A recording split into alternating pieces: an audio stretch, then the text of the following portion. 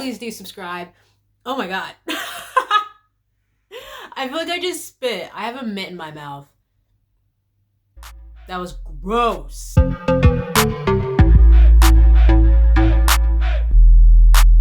Hey everyone, my name is Jasmine. Welcome to Faithfully Uncool, my little corner of the internet where I talk about faith, spirituality, religious studies, and all that jazz. So if that interests you, please do subscribe and join the Faithfully Uncool family.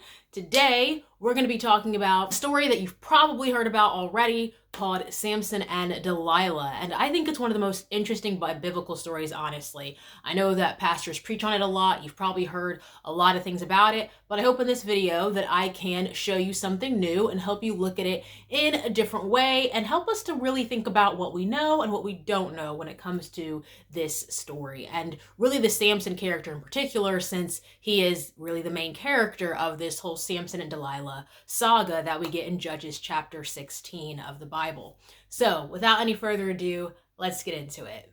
So Samson and Delilah is truly an interesting story in the Bible, and it's been used different ways. People have interpreted it different ways and found it as an example of different things that we're going to discuss today.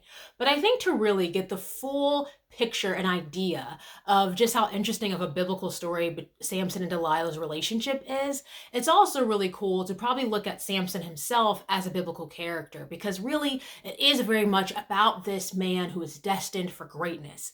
And so if you're already super familiar with Judges 13 to 16, those chapters in the book of Judges in the Bible, then I'll put a timestamp here so that you can just skip to when I start talking about Samson and Delilah's story specifically.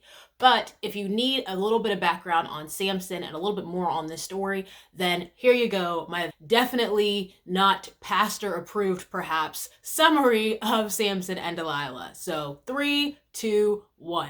So the big biblical character of this story, Samson and Delilah, is actually Samson. So Samson's story, like many big biblical figures though, doesn't really open about Samson. It actually opens with his parents, or a birth story of how Samson comes to be. So Samson's mother, who we are told is the wife of Manoah, we're not given her direct name, just her husband's, is visited by this angel who tells her, hey, you're barren right now. That must really suck. But listen, you're about to have a kid. God has blessed you with a kid. I'm, announcing it to you. Listen, there's a couple of things that you got to remember. Don't cut this kid's hair. Don't drink anything unclean or eat anything unclean, because your kid is going to be a really big deal. God's going to bless him. He's going to have all this power. Don't cut his hair. It's, we're kind of getting in this chapter 13 that the source of Samson's hair, that the source of Samson's power is his hair. And the angel is basically telling his mother these things about him because, most importantly, your son, Samson, is going to be the person who sort of leads the Israelites from Philistine rule. Because at this time in the book of Judges, the Israelites are ruled over by a group of people known as the Philistines. So this angel is telling his mother, your son is going to be very, very strategic and getting the Israelites out from Philistine rule. That's his destiny, and his hair is like a key to that. So really make sure you don't cut it, moisturize it, make sure he has, good hair days, shampoo, all that. Okay, all that. So the wife is like, great, okay. So she runs and tells her husband, Manoah. Manoah's like, whoa, all right. He wasn't even there during the birth announcement, but then he prays to God. He's like, can this man come back? And so the angel returns and he's like, yeah, dude, like everything she said was right. Like she has to do everything that I asked her to, make sure she stays clean, doesn't drink anything unclean, all that stuff. So Manoah's like, bet, all right. So that's the end of chapter 13. Now they both know that they're about to have this son. They give birth to them, or well, Manoah's wife does, and they name him Samson. So chapter 14, Samson is obviously older and he sees this Philistine woman and he wants to marry her. And this is a big problem. They're an Israelite family. Samson sees a Philistine girl that he wants to marry, and his parents are like, no, right? Like one of them are like, yo, couldn't you had to go to the uncircumcised Philistines, really, Samson? That's what you want? And Samson's like, yeah. And so that's what he wants. And so there's this whole sequence where he kills this lion. It's very interesting. There's a lot going on in Samson's life, but Samson kills this lion. He continues to talk to this girl. separate events, right? Like the girl is not present when he kills the lion, but Samson kills the lion, we're told, and then also talks to the girl and likes her. So I don't know. I don't know if killing the lion just made Samson feel like he was full of swag right now. And so he's like, yo, I kill lions. Like, who could resist me? So he and this girl pretty much hit it off, and so they get married. And so there's this big wedding feast. There's this 7-day wedding feast. And so Samson is really boastful about the fact that he killed this lion. And when he killed the lion, he actually, the empty carcass of the lion, he killed it one day and then came back later, and the carcass was filled with bees and honey. And so he actually took some of the honey and like shared it with his parents and stuff. And it was like this whole thing. The Bible's weird. We're in the Old Testament. Kind of get what you came for, right? So Samson and his wife are at this wedding day feast, their own wedding day feast, because they've just gotten married. And so there are like 30 people, 30 attendants that are kind of assigned to Samson. And it's not clear. My study Bible actually suggested that these 30 attendants are Philistines. And so they're not really friends of Samson's. He's an Israelite. He's kind of an outsider marrying into this Philistine family. But typically this feast, at least according to my study Bible, would be something that the bride's parents would hold. So Samson is very much kind of the outsider maybe at this party. And so he tells his 30 attendants, or these men, hey, out of something, ferocious comes something to eat, or something like that. He kind of gives them this riddle that we as the readers understand is about him killing this lion and then coming back the next day and seeing honey in the lion carcass. So it's kind of this juxtaposition of like, there is this ferocious thing and then it became sweet. What am I talking about? So his attendants sort of, this is a 7-day feast, and Samson's like, tell me at the end of the 7 days. So they're all trying to figure out what it's about. They even go to his new bride and try to get her to tell them. So she runs to Samson and she's like, yo, like, please tell me what in the world you were talking about. Like, tell me the riddle. And he's like, no, why would I tell you the riddle? And she's like, because I really want to know, like, this is so frustrating. She's crying. She's not enjoying her wedding feast. Samson's like, whatever, I can't even deal. So he tells her, and then they come back to Samson and they tell him the riddle. And then he's like, well, if you hadn't asked my wife, you wouldn't have even known. So, right, like unimpressed. Okay. And just, Samson is really set up as this very boastful, ridiculous character in the Bible, at least to me. Samson is very much full of himself.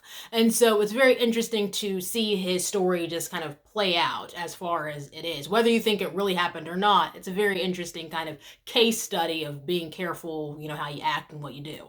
So Samson is like, well, y'all had to ask my wife, and clearly he's sort of annoyed at his wife. And so then chapter 14 kind of ends with this thing where his father-in-law gives his wife away to one of the people that were at the feast, one of the 30, attendants that were at the feast.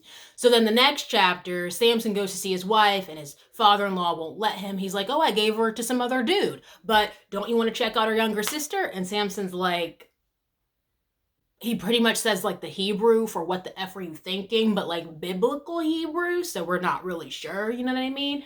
And so he's angry. Samson's like, yo, I am coming for the Philistines. I'm coming for y'all. So basically, Samson very creatively ruins the Philistine source of food and like grain and olive groves and stuff. He pretty much ties up these 300 foxes and sets them on fire. And then these foxes stop, drop, and roll doesn't really work in the fox community. And so they like pretty much, destroy the grain and other olive groves and stuff because they're kind of let loose and they are, on fire. So the Philistines are like, yo, who ruined all our food? And then others of them who know the story of Samson are like, yeah, it was that dude Samson because his wife was given away to another guy by her father. And the Philistines are like, really? No. And so they enact retributive justice on Samson's ex-wife and her father, and they kill them. So pretty much the Philistines are like, well, since this guy Samson got back at us, we are going to also show retributive justice to the people who did this, who kind of caused him to retaliate on us. So his ex-wife and her father are actually killed by their own people. So That's that. But Samson is still seen as public enemy number one by the Philistines. He is on the Philistines' radar. They are like, no, we do not trust this guy Samson. So there's this whole bit where people are trying to turn Samson in to the Philistines, and then Samson breaks free because remember, he's very strong. He's got this supernatural strength, this flowing hair that is the source of that strength, and he kills 1,000 Philistines with the jawbone of a donkey. So that's what we are in right now. So that's Samson. Yeah, I mean, David was using slingshots. Samson used jawbones. These are very interesting weapon choices, but that's what happens. So then, lo and behold, Samson finally comes to the point where he meets this woman named Delilah. And at this point, in chapter 16 of Judges, we have seen Samson really boast about his conquests. We've seen him kind of fall for this Philistine woman and it didn't work out. We saw that just crumble to bits. And now we see Samson falling for this woman named Delilah. And he is still on the Philistines' radar. The Philistines are like, we remember you burning foxes and grain. You done jawboned 1,000 of our men. We didn't appreciate that. So Samson is still on wanted posters, okay? There is still, a bounty on his head when he gets introduced to Delilah. He's very well known, and he is very much an enemy of the Philistines established by the time Delilah rolls into his life. But Delilah is a sneaky one. So Delilah, as you may have heard, is a woman who many people still use this term today to be like a woman who's a snake or treacherous, whatever. They kind of use that term to the name Delilah to denote that. And that's because of this story in chapter 16, where Delilah in this relationship with Samson, and she asks him about 3 times, what is the source of your power? And the whole reason she wants to know the source of Samson's power is because she was bribed by the Philistines to find out. The Philistines tell her, hey, you're with that Samson guy, and we don't like him. He kills people with jawbones and ruins, grains. So listen. We'll give you a bunch of silver. I think my Bible says something like 1,100 shekels of silver. If you get for us how he is so powerful. Every time we get him, he breaks out. What is the secret? What does he have that we don't? We need to know. We want receipts. So Delilah says, great. And so she, is in this biblical tale of sexpionage where she is trying to get Samson to reveal why he is so powerful. And so 3 times she asks him, and Samson really doesn't tell her the truth. On one attempt, though, the last attempt that's recounted in this story in chapter 16, Samson finally tells her, my hair has never been cut since I was born, and that's the source of my power. Me? But there are things I must not do. Such as? If I cut my hair... Oh, my love. Why have you cut your hair? He has 7 braids. If you were to shave off my braids, then I would be weakened. I would lose my strength. And so, depending on the biblical translation that you have, while Samson is sleeping, Delilah ties up his hair and shaves it off.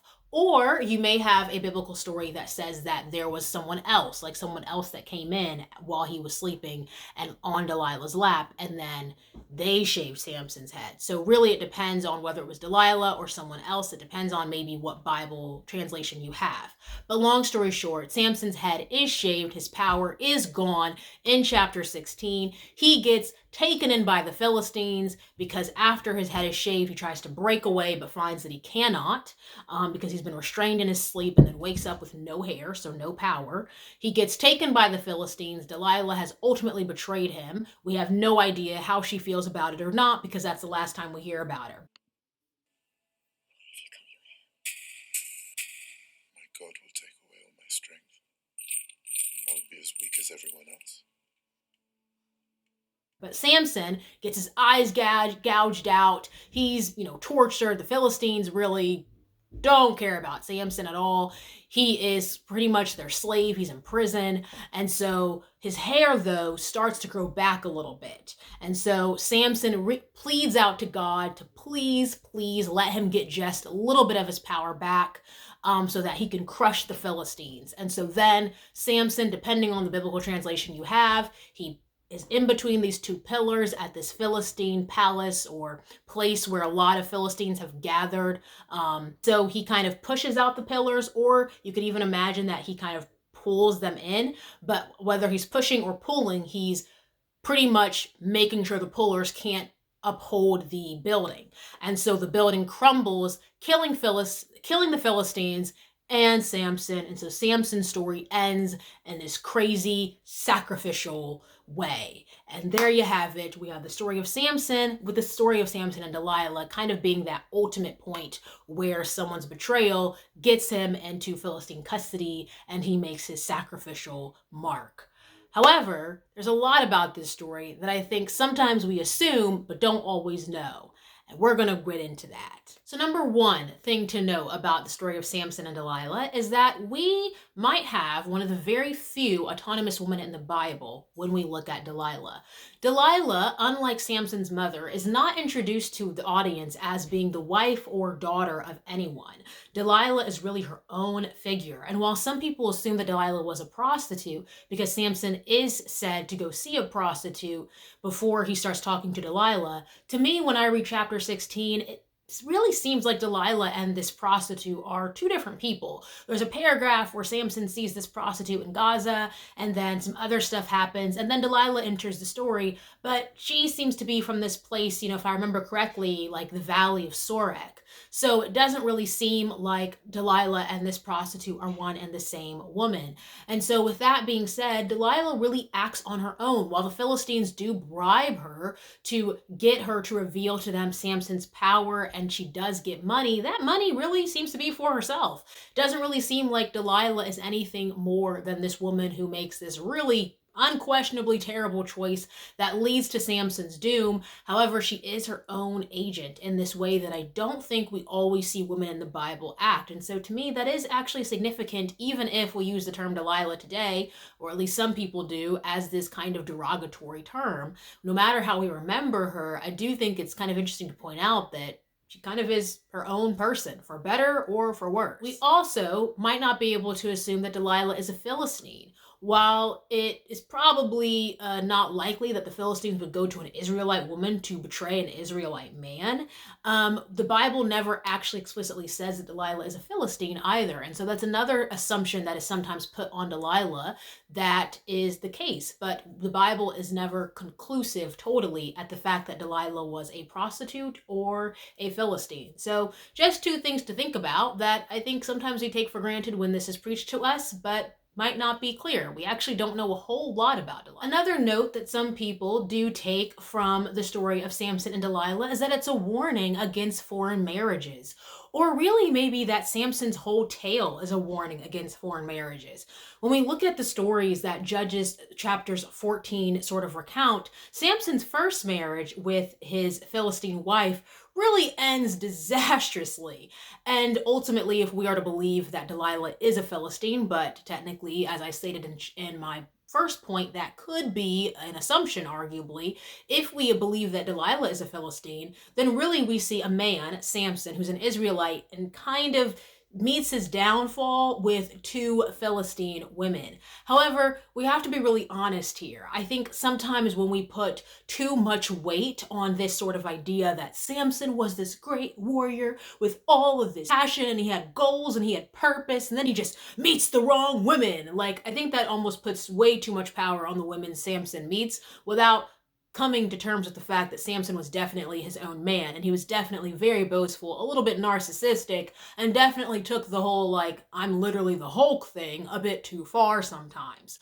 So Samson, and not really always following his parents' counsel, may have kind of walked into these disastrous circumstances. However, he's definitely to blame sometimes in some ways for his own downfall. Samson makes his own choices throughout his whole story. I think the only thing that seems genuinely disappointing in Samson's story, or where you like actually, as me as the audience, kind of feel for Samson, is when Delilah says, how can you say you love me but won't tell me the source of your power? So she's obviously very manipulative with him. And Samson has at least told her that he loves her, but it's never really suggested that she loves him back. And clearly she doesn't if she betrayed him to the Philistines. So we have to understand that while Samson's downfall with Delilah may have just been a case of trusting the wrong person, which anyone can do, it doesn't really seem to work with this whole foreign marriages are absolutely evil, you shouldn't intermarry, it's terrible. I think that if you're a misogynist, this Samson story is great fodder for you. If you read the Bible with a misogynist lens, then this might be the perfect story. It's a guy who, you might say is physically great, Samson, who makes the wrong choices, I suppose, with women. But really that takes a lot of autonomy and choice out of Samson. And it kind of pleads into this realm, I think, that we still have in Christianity today, where people a lot of times when they preach about purity culture or being, pure sexually, and this idea of virginity and preserving yourself for marriage, they kind of put a lot of that pressure on the woman to be as sexually non-tempting as possible. And sort of when men do things, it's like boys will be boys and they're the man, or, oh wow, he fell, but look what she was wearing, right? And so there are all these things in our culture that we still have had to unlearn today, that sometimes when people read the story of Samson, especially Samson and Delilah, they can take a very misogynist lens. I actually think that we should not hyper misogynize, that's not a word, or hyper feminize, also not a word, I guess, to the story of Samson and Delilah. I think we have to read it for what it is, which really seems to be a tale of being careful of who we trust, and even a tale of, if we have power, if God has given us purpose, to be careful how we use it, and to be careful maybe who we tell about it, right? There are so many other things that we can take from this story that really don't have a lot to do with one's whole gender being this definition of cunning and crazy. On the note about foreign marriages, the source that I was looking at that said that this might be a story that really, talks about being careful about intermarrying, also pointed out that there are other biblical stories like Ruth that don't dismiss those at all, but actually uphold it and look at it as a positive thing. So I don't really think that we should interpret Samson's story as a warning against intermarriage at all. Samson's parents, while they don't want him to be with a Philistine woman, it doesn't seem to be totally because she's a Philistine, but rather because it just seems not a good idea, right? Like, these are people that rule over us. So why would you enter into this relationship with them? It just seems like an ethical issue, or just an overall issue of, but why, right? Like, why put yourself in that kind of danger or trouble? It just seems like Samson gets, pretty sound counsel about being careful about trusting a group of people that have literally ruled over his own group of people, which makes sense. But it doesn't seem like this whole big warning about not marrying people from other nations or other tribes ever. There are verses in the Bible that have mentioned that, but I just don't think that Samson's story is a really good indication of it overall. The next thing people tend to realize about Samson's story is the similarities between Samson and Jesus. This idea that Samson's story is kind of this purposeful parallel to Jesus' story. Now, this is a Christian interpretation. We have to be careful with that. The Old Testament is Jewish literature. However, we do have to be careful that when we talk about how the Old Testament points to Christ, that is a very Christian interpretation. So when we look at comparisons between Samson and Jesus, it does seem to make sense, although there are marked differences, there are similarities. So maybe the main one, the most obvious one, is that they both get these grand birth announcements. An angel comes to each of their parents and tells their mothers that they are about to have a child who is destined for greatness. Samson, he's going to free all the Israelites from the Philistines. Mary, her son, Jesus, is going to literally be the Son of God, right? So we get these powerful prophetic stories from angels to their mothers. Then throughout their lives, we get these signs of the greatness being lived out. So Jesus is tempted by Satan but doesn't fall. Jesus performs all of these miracles. Samson kills this lion with his bare hands, and then he kills 1,000 men with a jawbone. So we see kind of what God spoke over these men being lived out. Samson's examples, albeit, are way more violent than Jesus' miracles. A difference, but at least a similarity, and that the prophetic words of the angel are being kind of lived out, and there are clear examples to us, the audience or readers. Then there is the story, most notably, of betrayal. So Jesus is betrayed by Judas. Judas gets silver for betraying Jesus. And then Samson is betrayed by Delilah, and she gets silver for betraying Samson. They are each taken in by their enemies and beaten, and they each die. And these are both sort of these sacrificial stories. Jesus, we understand as Christians, while he is crucified, he dies for the sins of everyone, while Samson, sort of with this last plea out to God, sacrifices himself for all Israelites and takes down the Philistines with him. So both of them have these really extraordinary death moments where deaths kind of serve a greater purpose. In Samson's story, it is clearly said that he killed more while he died than while he lived, almost to say that his death was more purposeful and more of a help to his people than even his life was. Then Samson prayed to the Lord, "Sovereign Lord, remember me. Please, God, strengthen me just once more, and let me with one blow get revenge on the Philistines for my 2 eyes." Then Samson reached toward the 2 central pillars on which the temple stood. Bracing himself against them, his right hand on the one and his left hand on the other, Samson said, "Let me die with the Philistines." Then he pushed with all his might, and down came the temple on the rulers and all the people in it. Thus he killed many more when he died than while he lived. So they both have these, if you will, grand death stories. So I think that that's a really interesting thing to look at when we look at Christian interpretations of Samson's story, that it does get compared much to Jesus' story. So there you have it. A couple things that I learned about Samson and Delilah. I had a lot of fun looking at this, and I hope that I gave you some new insight into how you might look at it. Maybe you've heard these things before, maybe you haven't. But I always think it's good to look at those often preached, right? Those every Sunday type stories that we hear in church, and really give them new eyes. And what I find so helpful about it is that sometimes when I read the story on the surface and then look into how people have commonly interpreted it, it helps me to kind of see it differently and kind of remember, like, oh, I guess that does make sense, or oh, I guess people have seen it that way, or oh, I guess that is something to think about. And so I love reading the work of other scholars or other people who have read the Bible or read the same stories and been preached the same stories, and kind of have their own opinion or own words or wisdom to add to it. I just think that's really, really cool. If you like these kinds of videos, please know that they do take research, and I always put my links and what I read and what helped me in the description box below. So check that out and have at it. I hope that you enjoyed it. Hope that you learned something new and found value in this video. Thanks for watching, and go in peace.